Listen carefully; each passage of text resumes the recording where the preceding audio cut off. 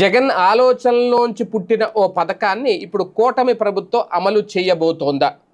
ఇదే ఒక చర్చ అయితే నడుస్తోంది. ఇప్పటివరకు జగన్ను అనేక రూపాల్లో విమర్శించి ఆయన పాలనను తిట్టిపోసిన తర్వాత మళ్ళీ ఆయన అనుసరించిన మార్గాన్ని, ఆయన ఆలోచనని ఇప్పుడు అందిపుచ్చుకుంటున్నారట కూటమి నాయకులు. అదే నేపథ్యంలో కొంతమంది దీన్ని ప్రశ్నించే వాళ్ళు కూడా లేకపోలేదు. ఇదేంటి, మనం ఎందుకు ఈ నిర్ణయం తీసుకోవాలని. తాజాగా తీసుకున్న నిర్ణయం ప్రకారం కూటమి ప్రభుత్వం గ్రామాల్లో విలేజ్ క్లినిక్ల పేరుతో వైద్యాన్ని అందుబాటులోకి తీసుకురావాలి అనేది రాష్ట్ర ప్రభుత్వం తీసుకున్న నిర్ణయం. అంటే ప్రతి గ్రామంలో కూడా 2 విలేజ్ క్లినిక్ల పేరుతో వైద్యశాలలను ఏర్పాటు చేయాలి అనేది ఈ కార్యక్రమం యొక్క ప్రధాన ఉద్దేశం.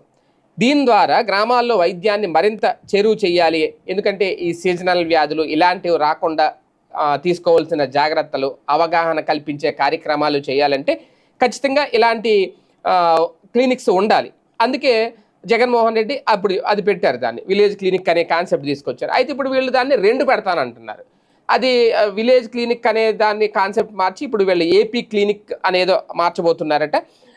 వాస్తవానికి జగన్ పదే అప్పట్లో ఈ విలేజ్ క్లినిక్ ఏర్పాటు చేస్తామని చెప్పుకొచ్చారు. కానీ అనూహ్యంగా పూర్తిగా అయితే ఆయన అమలు చేయలేకపోయారు దాన్ని. ఎన్నికల సమయం వరకు దీని మీద చర్చలు అయితే నడిచినాయి.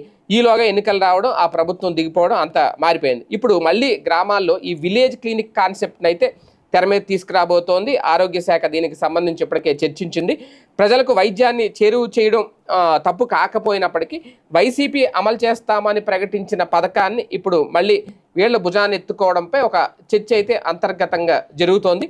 ఇప్పటివరకు జగన్ పరిపాలన అలాగే వైసీపీ ప్రభుత్వాన్ని తీవ్రంగా వ్యతిరేకించిన కూటమి ఇప్పుడు అనూహ్యంగా జగన్ హయాంలో చేపట్టాలని భావించిన పథకాన్ని భుజాన్ని ఎత్తుకోవాల్సిన పరిస్థితి ఏంటి అనేది కొందరు ప్రశ్నిస్తున్నారంటే, ఏది ఏమైనా అల్టిమేట్గా ప్రజలకు జరిగే లబ్ధి చూడాలి, ప్రజలకు జరిగే మేలు చూడాలి. విలేజ్ క్లినిక్ అనేది అవసరం. ఇక్కడ ఈ ఎలాంటి భేషజాలాలకు పోకుండా ఈ నిర్ణయాన్ని అమలు చేసేస్తే ఇప్పుడు జగన్కి ఎందుకు వెళ్తుంది క్రెడిట్? ఆయన అమలు చేయలేకపోయాడు, వీళ్ళు అమలు చేస్తున్నారు. ప్రజలకు మేలా కాదా అనేది ఇక్కడ ఇంపార్టెంట్.